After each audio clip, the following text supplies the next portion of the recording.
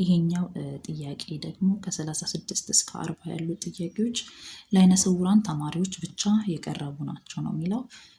ጥያቄውን ብንሰራ የተሻለ ነው ብዬ ስላሰብኩኝ ነው።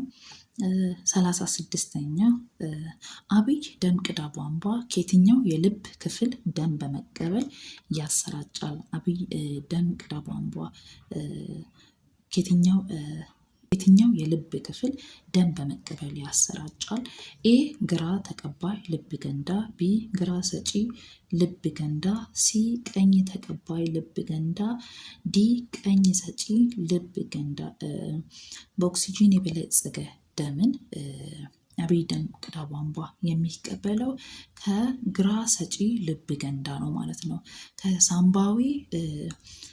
ከሳምባዊ ደም መልስ ቧንቧ ግራ ተቀባይ ልብ ገንዳ ይቀበልና ለግራ ሰጪ ልብ ገንዳ ያስተላልፋል ማለት ነው። ግራ ሰጪ ልብ ገንዳ ደግሞ ለአብይ ደም ቅዳ ቧንቧ በኦክሲጂን የበለጸገውን ደም ያስተላልፋል ማለት ነው። ስለዚህ አብይ ደም ቅዳ ቧንቧ በኦክሲጂን የበለጸገ ደምን የሚቀበለው ከግራ ሰጪ ልብ ገንዳ ነው ማለት ነው። ስለዚህ 36ኛ ቢ ነው። 37ኛ ከልብ ክፍሎች መካከል መጀመሪያ በኦክሲጂን የበለጸገ ደም የሚቀበል የትኛው ነው? ከልብ ክፍሎች መካከል መጀመሪያ በኦክሲጂን የበለጸገ ደም የሚቀበል የቱ ነው? ያ ማለት ከሳምባ ወደ ሳምባዊ ደም መልስ ቧንቧ አማካኝነት የተላለፈው ደም የትኛው ልብ ገንዳ ክፍል ነው የሚቀበለው ስንል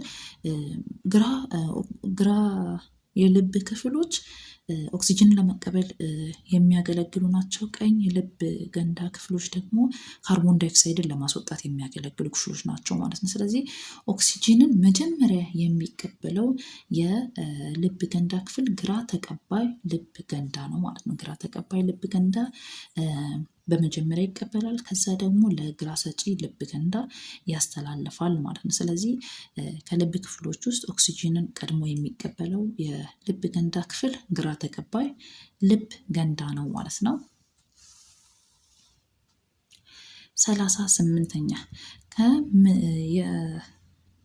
38ኛ ከምድር ወገብ ወደ ሰሜን ያለው የምስራቅ አፍሪካ አካባቢ ድንበር ምን ያህል ነው? ከምድር ወገብ ወደ ሰሜን ያለው ርቀት የምስራቅ አፍሪካ ድንበር ምን ያህል ይርቃል ነው የሚለው። የምድር ወገብ አለ። ከምድር ወገብ ወደ ደቡብ 12 ዲግሪ ርቆ ይገኛል። ወደ ሰሜን ደግሞ 22.5